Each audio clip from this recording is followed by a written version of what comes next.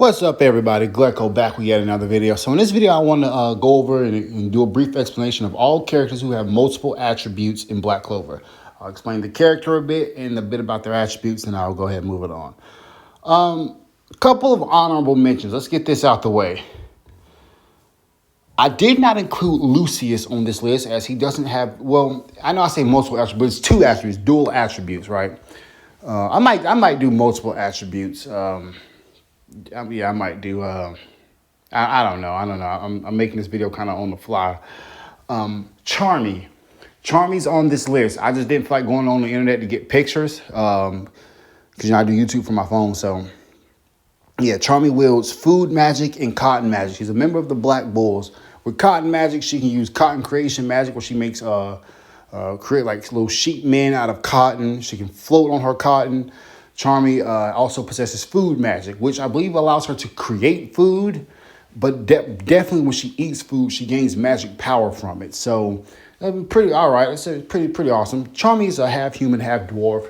Charmy wields an incredible amount of magic power, strong enough to actually beat an apostle of Sephiroth on her own. So yeah, that's pretty impressive. Overall, Charmy, I'm not really the biggest fan of her attributes. Cotton's okay. I just wish she got something a little different. But moving on, I'm going to go ahead. I'm going to put Lucius on the list. Change of plans. So Lucius Zagratis. He is right now the second, after Asta, probably the second strongest person in the series. He wields time magic, gravity magic. Well, he soul magic, because he has Lucifero's magic power. He has bone, blood, and body magic from his siblings, the Zagrata siblings, and he plans to gain every other magic attribute in the world. He probably has the power of the other devils, but I'm not sure of the other paladins or the devils he took. But I'm not sure. But I do believe so. But whatever. All in all, pretty powerful. Side note, tangent note. I'm a little angry that the devils got off screen, but hey, it is what it is. Lucius took he used Astaroth's attribute, and he took Lucifero's he took Lucifero's power. So that's what that is. Now let's give one last honorable mention.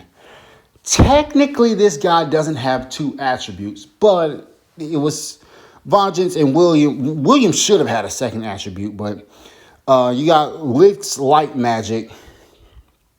William and Licht and William, not Licht, Patry and William both shared a body. Patry had light magic. William had had world tree magic. They could swap in and out, so I technically kind of count this the same. So, boom. That's gonna do for all of our honorable mentions. Now let's get into the video proper. All right, first on our list is going to be Mars of the Diamond Kingdom. Mars gained his second attribute after being experimented on by Morris, where he had his grimoire patched with Fauna's. He has his mineral magic, and he has Fauna's fire magic. Mars first appears in the dungeon, where he is a challenge for the freshly recruited Yuno and Asta for their respective Magic Knight squads. Noel, he battles Luck, and he battles Klaus. He has the upper hand on them, but he loses due to not knowing the full capabilities of Asta's anti-magic and a sneak attack from Bale. Otherwise, he would have killed them all in the dungeon. Mars later turns over a new leaf after his battle in the dungeon. He later shows up in the Witch Queen Forest, where he fully goes, full-on good guy, protecting his former teacher, Fonzel Kruger, and his wife, Mariella, turning on Ladros and helping save the day. That's Mars. Hopefully we see him, in future chapters. Diamond Kingdom really got shafted in the Black Clover story, but yeah. I didn't really go into detail. So with his mineral magic, he has attack magic, he has creation magic, he has shielding magic, he can create iron, he can create massive golems.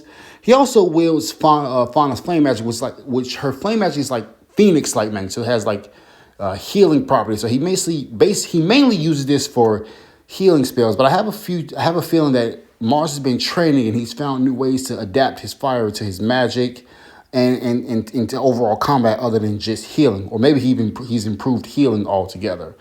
Personally, I think Mars should have had 3 attributes, or at least had a different attribute, but other than healing, but like Phoenix healing, because like Phoenix Flame, because there's a lot of mages who can attack and heal. But I mean, hey, 2 attributes.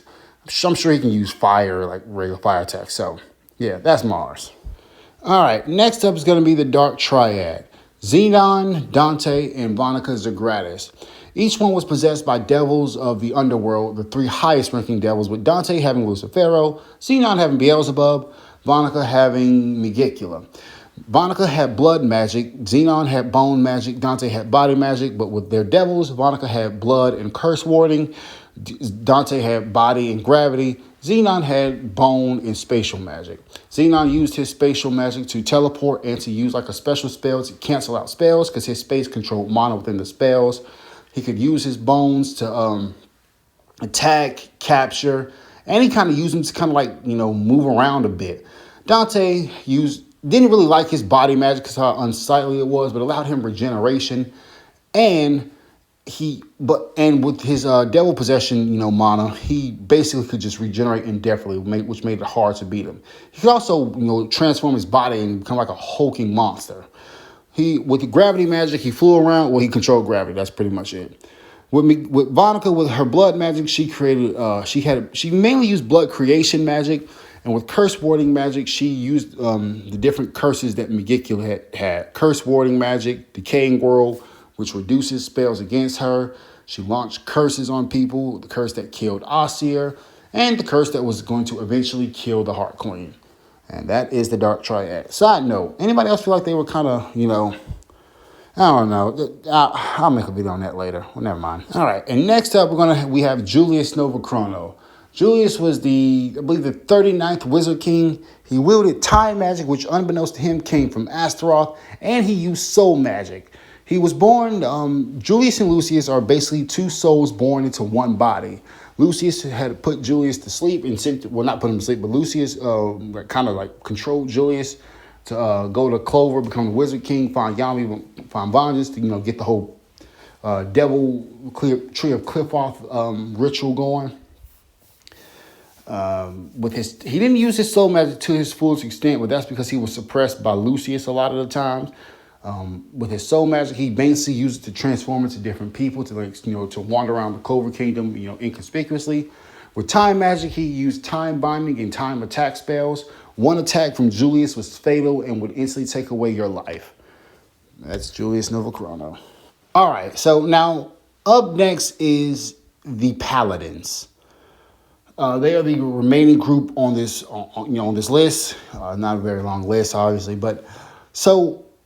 Because I've already made a video explaining the Paladins, I'm not going to go too much into their backstory. I'm just going to tell about their attributes. So first up, we have Asir. Asir had her steel magic and was given the soul of Megicula. I assume she has curse warding magic, but we never saw it. But yeah, she was ultimately defeated by Nozel, well, basically her family. That's Asir Silva. It looks like she's using a water attack here. I could be remembering the chapter wrong. She could just be redirecting it. But based on the horns, I do believe she has Megicula's soul. But she definitely had her steel magic. She was kind of a letdown. All she did was beat up the Silver Eagles. And she kind of honestly, seemed like she should have knows. Well, maybe we don't know exactly how much of a monster Noelle became after she became partnered with a dragon or the Leviathan or whatever. But I don't know, losing to a powered up Nozel, and Solid and Never. She was going to win, but with all of them working together, they were able to overcome her. I don't know, just feel like she should have been a tad bit stronger. But again, there was the whole thing with Megicula losing a third of her heart. So, that might have played a factor. Now, next up is Morris. Now, you might have noticed when I was doing a Dark Triad talking about their devil possession, I didn't mention Morris.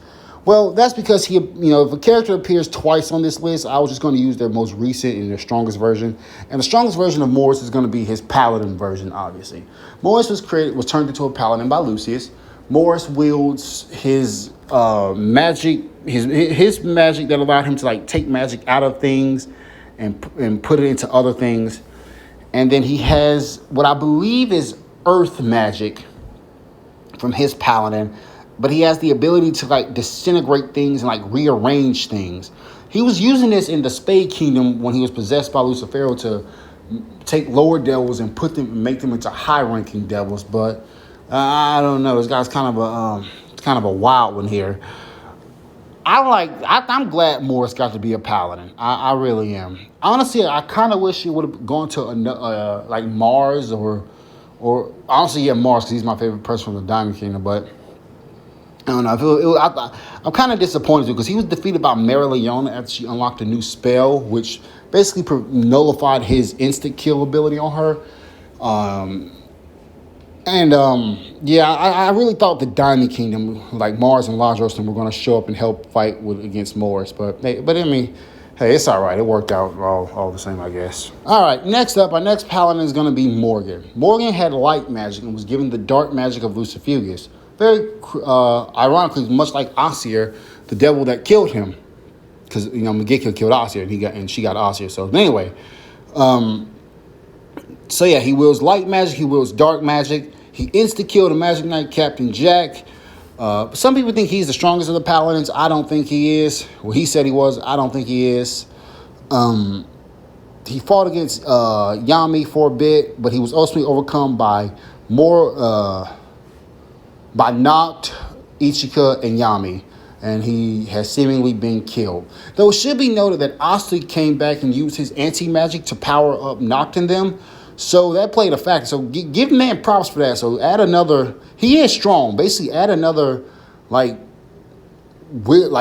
multi-captain level being next to Yami and them, because that anti-magic amp, and he was still holding his own with him. In fact, they used a 3-combo spell on him. He was still kicking, but he was then brought down.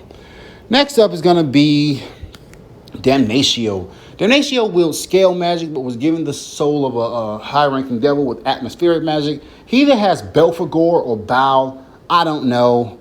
I don't even know if that's their confirmed names, but whatever.